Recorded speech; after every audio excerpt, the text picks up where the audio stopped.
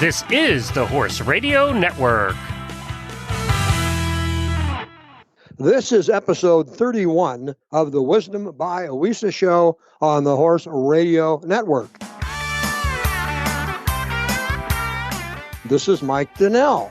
I'm Casey Wilbanks-Coletti. And this is Sophia Aguilar. Welcome to Wisdom by Wesa on the Horse Radio Network. This podcast is brought to you by the Western and English Sales Association, WESA, which provides the world's largest trade events for retailers, manufacturers, and sales representatives of the equestrian industry. In this podcast, we feature exclusive interviews with noteworthy Western and English personalities, retailers, and exhibitors who you've always wanted to talk to. Don't miss out on all the news from manufacturers and retailers in the equine industry.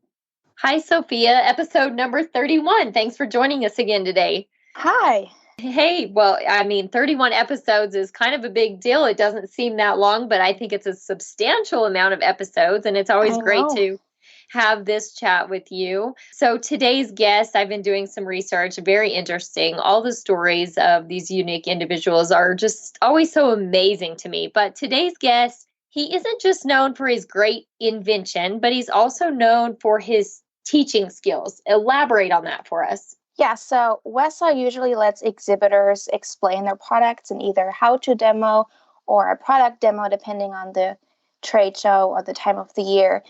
And so just so that buyers can learn from the exhibitors, well, the pros themselves up close and personal. And Pete is actually one of the exhibitors that has been making use of this free opportunity every single time. And he really puts in a great effort to explain the key benefits of his products and really just show what their use is, and of course, to answer any questions. What do you think it is about him that makes it easy for WESA buyers to spot him on the WESA floors? Yeah, so Pete, of course, alongside his wife, arranged a very creative, yet also really organized booth display. So whenever they exhibit at the WESA trade shows, their products are really easy to spot and really nicely displayed with a certain theme.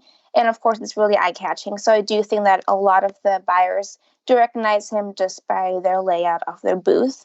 And at this point, I really just wanted to remind exhibitors that also at the upcoming trade show, everyone can sign up to win a cash prize or a free food or award for their booth display at the WESA trade show. And again, that is judged by an independent group of people and not the board or us ourselves.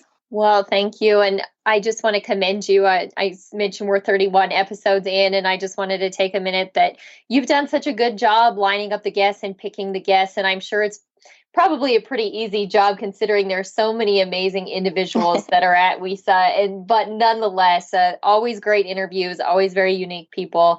And I look forward to today. So we won't keep anyone from the suspense any longer for our guest today. We'll let Mike Donnell introduce our guest for today.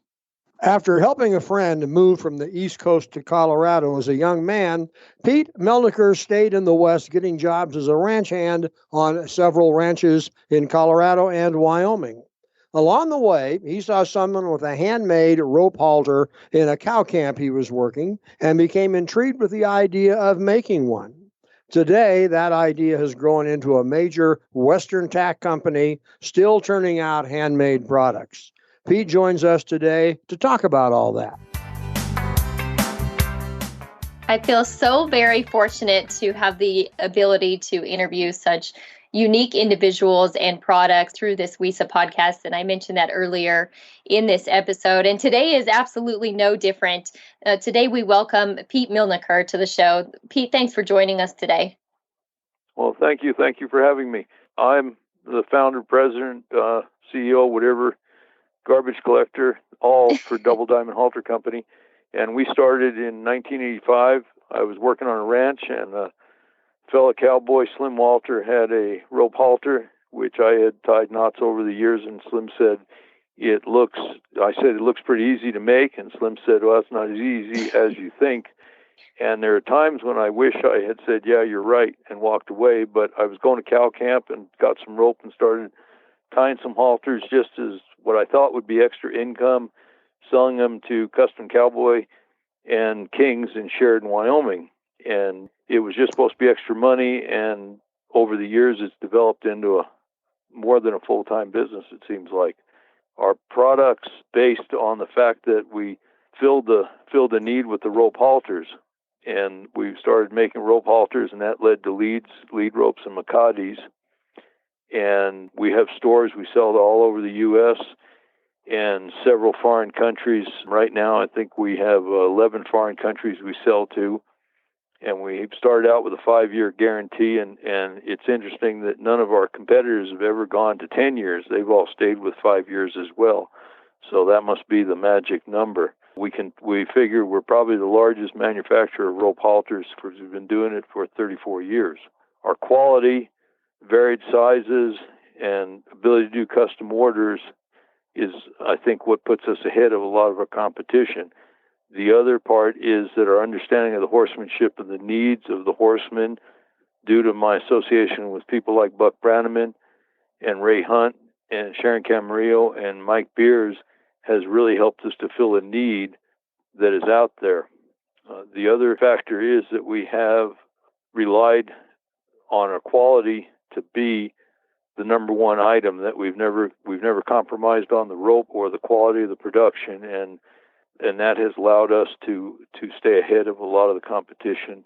You mentioned something that I did want to touch on just a little bit further, because competition, and that meaning there is a lot of rope halters out there, but the uniqueness of your product is that it's built by cowboys and tested by broncs. And that's a quote coming directly from your website, which is doublediamondhalters.com.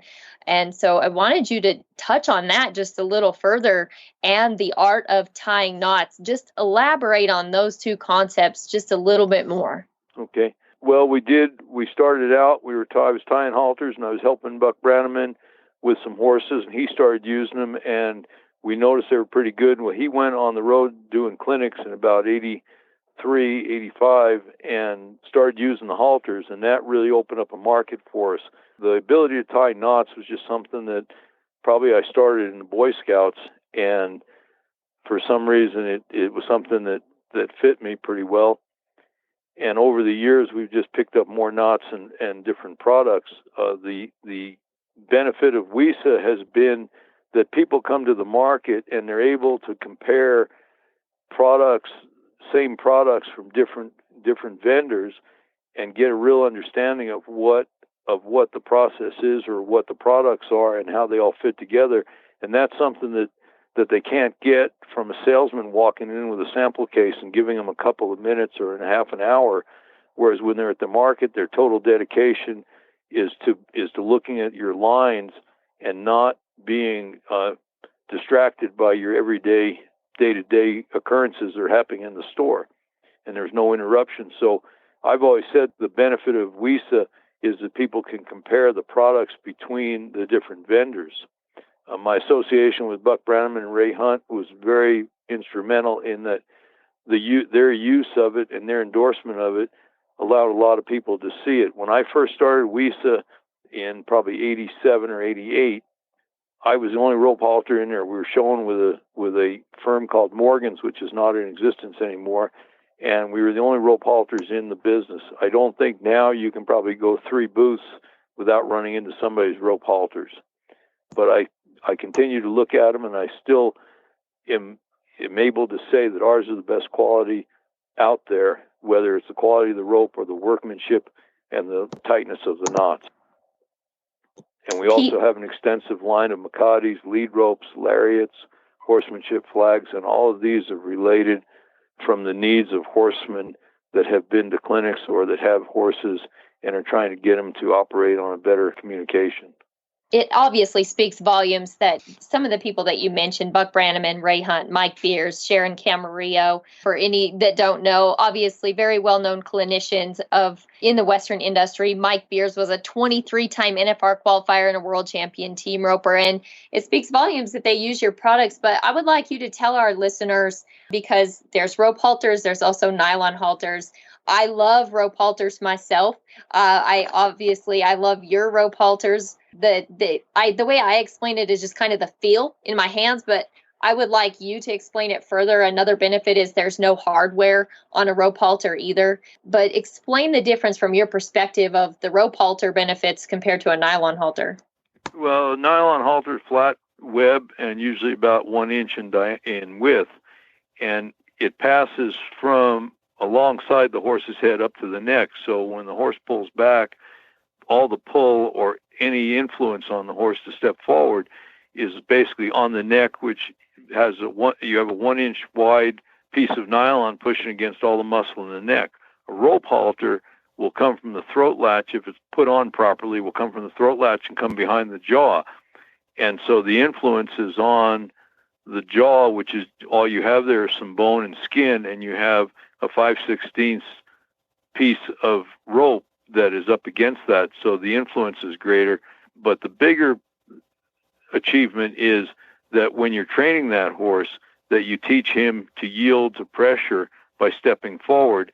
And you can do that because you have the ability to drive him forward and pick up on that lead rope at the same time.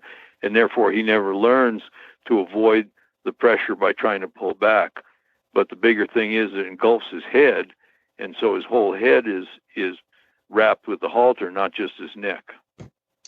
Thank you for that. And that's just such a huge benefit for your retailers, the ability for you to know so much, obviously, about hands-on making the product, but obviously the knowledge in using the product as well is such a benefit for retailers to be able to resell your product. And I'm going to let Mike come in now and talk a little more about the retail aspect of your product. Well, I do have a question. Obviously, with a podcast, we reach worldwide, and I know you sell through retailers. There's part of an online business. My question really was, is there a good international market for your products, especially your halters?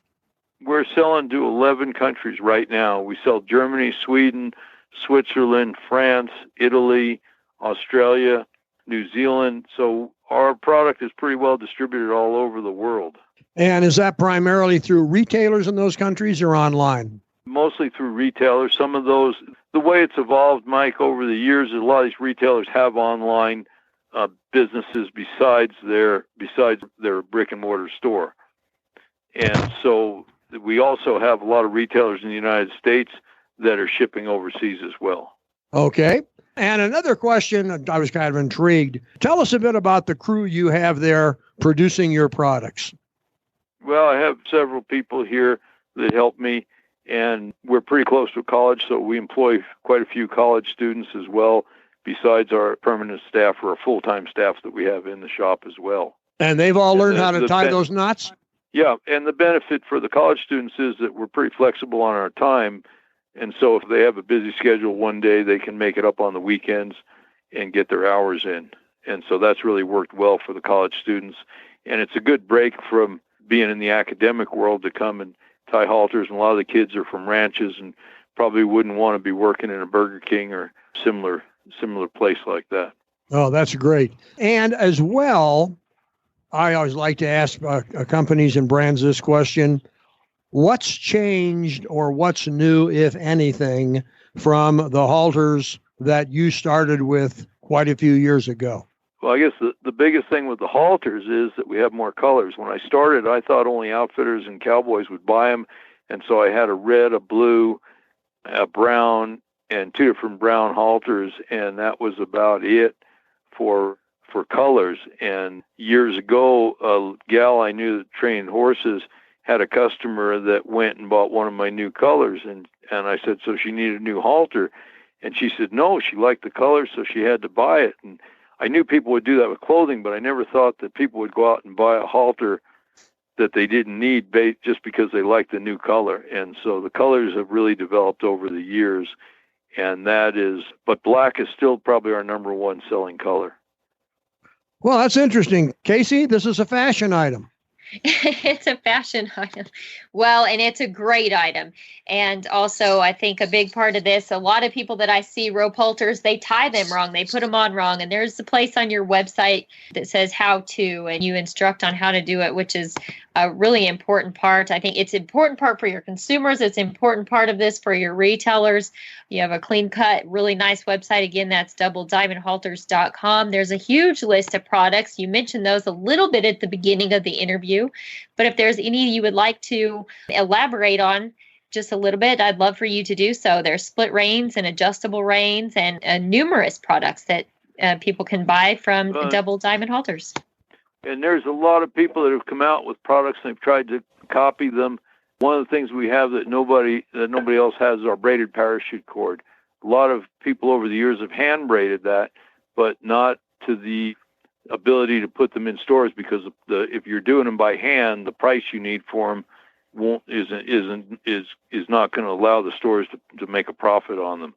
And so we have the braided parachute cord. We also have the tree-lined lead ropes. We have those in white and black.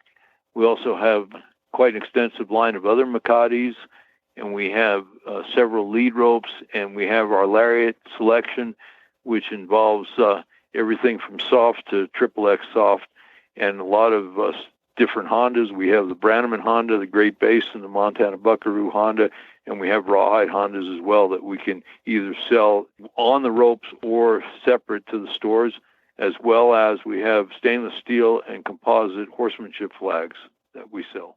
Well, one thing we know from talking to brands, especially unsuccessful like yours, the people who are running the business always have another product in the back of their mind. I don't know what you might have in the back of your mind. I don't know if you're willing to share it, but I'll offer the opportunity if you can tell us what maybe you're thinking about to bring out in the future. Well, we have always looked at different materials to add to our line, but also we've started with new products. And we have one thing that we do have out that just in the last year or so is our fully adjustable rein, which we developed with some help from people in the barrel racing industry, because they like to have a rein that they can warm up long and then shorten, and it's pretty easily shortened. We have a nice way of going through a set of rings to shorten the rein up, and well as putting some little horsehair tassel on the end to dress it up a little bit and make it a little classier looking outfit. That's a product Casey would understand. Well, a lot of products, as I mentioned this in the beginning, that they're great products for the cowboy. They're made by a cowboy, and they're tested on real horses, and I think that's a big part of this. And Sophia had so many great things to say about your setup at the WISA, on the WISA floors, and the buyers easily spot your booth and your items, and you do such a great job at teaching the best way to utilize your products, and just so many great compliments. Again, you're one of the unique individuals with a great product that we've just loved having you here on the show, and we're excited for more people to learn about your products and more retailers to get your products in the stores. Mike, do you have anything else to add before we let Pete go? No, I just thank you for your patience with us, and also thank you for taking the time last week to talk with me, to go out and check with other people who've been on the show, and then obviously doing some preparation. And from our end, we really appreciate that. Well, you're welcome. And the only thing I would add, and I don't know if you fit that in anywhere, but the fact that you mentioned about people not tying them correctly, we have all over the years, from almost the very start, we put all the information on the product card so people could self-educate themselves. But a lot of people over the years, they look at the card and then they don't look at the back of it. And the directions are on there on how to tie the halter correctly. And if it's not tied correctly, if a horse does pull back, a lot of times then the only way to get it off is to cut it off. Yeah. Because exactly. the knot pinches down. Thank you. And it's not that hard to tie. It's not that hard to tie if somebody will look at the direction on the halter card. Yes, it's actually easier to tie it the correct way than the incorrect way. So thank you for adding that. That's a really good point. I just cringe when I see a rope halter tied wrong. It's just one of those things. So thank you for adding that. You bet. You bet. Pete, thanks for your time, my friend. Okay. The show notes and links from today's show can be found at the website wisdombywesa.com. And of course, we'd always like to hear your feedback as listeners. There is a contact link on that website. The Wisdom by WISA show will be published on the 15th and 30th of every month. You can listen on most of your favorite podcast players, and you can also listen on the Horse Radio Network app on your iOS or Android phone. You just search Horse Radio Network in the App Store. It's free and it's super easy to use. Be sure to visit all the great shows on the Horse Radio Network at horseradionetwork.com. Thanks for listening to the Wisdom by WISA podcast. WISA, where the industry meets.